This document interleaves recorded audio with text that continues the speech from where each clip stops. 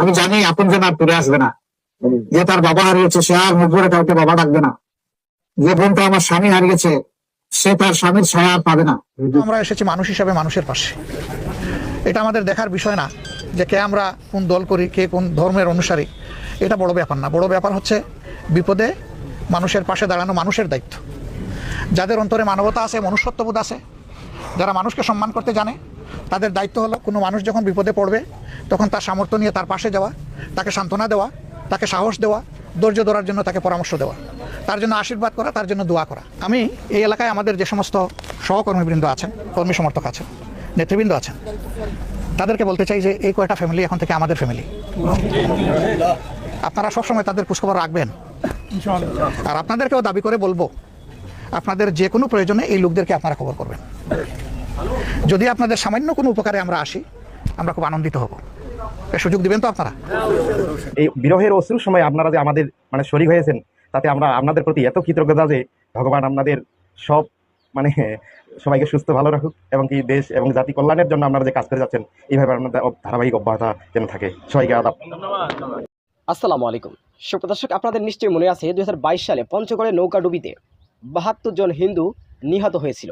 অনেককে খুঁজে পাওয়া যায়নি, পানির স্রোতে ভেসে গিয়েছিল। সে সকল পরিবারের পাশে বাংলাদেশ জামাত ইসলামীর আমির ডাক্তার শফিকুর রহমান নিজে সেখানে গিয়েছিলেন আর্থিক সহায়তা নিয়ে।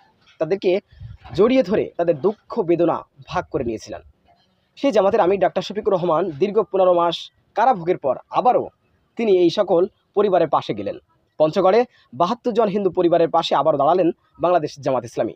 জামাতের আমির ডাক্তার শফিকুর রহমান সেখানে নিজে গিয়েছেন এবং সে সকল পরিবারের সাথে যোগাযোগ করেছেন, তাদের খোঁজ খবর নিয়েছেন এবং আর্থিক সহায়তা প্রদান করেছেন। তা আমরা দেখে আসবো সেই দৃশ্যগুলো।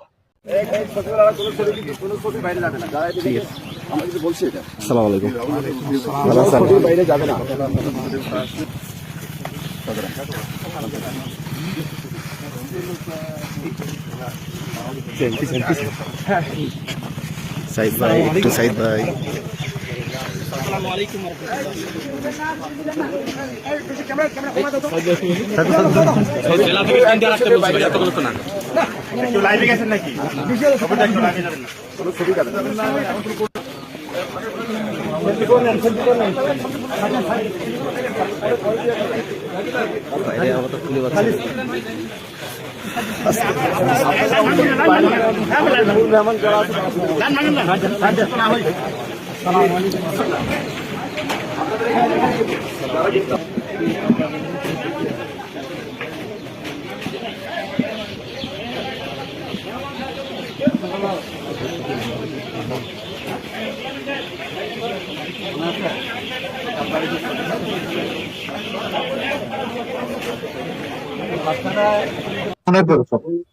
আমি আল্লাহর কাছে দোয়া করি আল্লাহ আপনাদের মনকে আরো বড় করে দেন এবং আপনাদের যে ক্ষতি হয়েছে সেটা আল্লাহ তাআলা যেন পুষায় দেন।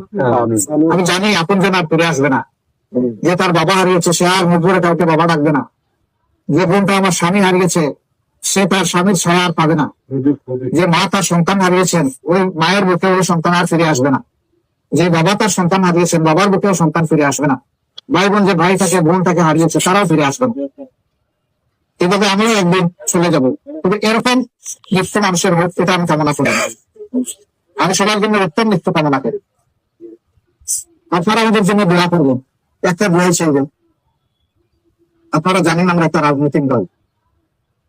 রাজনীতি বলা হয় যারা নীতির রাজনীতি চলে, অর্থাৎ সর্বোত্তম নীতি নিয়ে যারা চলে। আর সর্বোত্তম নীতি হচ্ছে মানুষের জন্য কিছু করা। সুপ্রদর্শক, বাংলাদেশ জামাত ইসলামী মানবতার ক্ষেত্রে দেখেন না কে হিন্দু মুসলমান কি এগুলো নিয়ে বিভেদ করেন না। মানবতার সেবার জন্য জামাত ইসলামী সবসময় ধর্ম বর্ণ নির্বিশেষে মানুষের পাশে গিয়ে দাঁড়ান। আপনারা এর আগে দেখেছেন 2022 সালে বাংলাদেশ জামাত ইসলামীর আমির ডাক্তার শফিকুর রহমান যে কাজটি করেছিলেন, পুরো বাংলাদেশ তাকে স্যালুট জানিয়েছিলেন। জামাত সবসময় এভাবে মানুষের পাশে, মানবতার পাশে সবসময় থেকে থাকে। মানুষের দুঃখ দুর্দশাগ্রস্ত মানুষের পাশে জামাত সবসময় থাকেন। জামাত ইসলামের এমন কার্যক্রম আপনারা কীভাবে দেখেন? অবশ্যই আপনাদের মূল্যবান মন্তব্য কমেন্ট বক্সে জানাবেন। সবসময় সত্য নির্ভেজাল তথ্য পেতে স্বাধীন বাংলা ইউটিউব চ্যানেলটি সাবস্ক্রাইব করে আমাদের সাথে থাকুন। আসসালামু আলাইকুম রহমতুল্লাহি ওয়া বারাকাতুহু।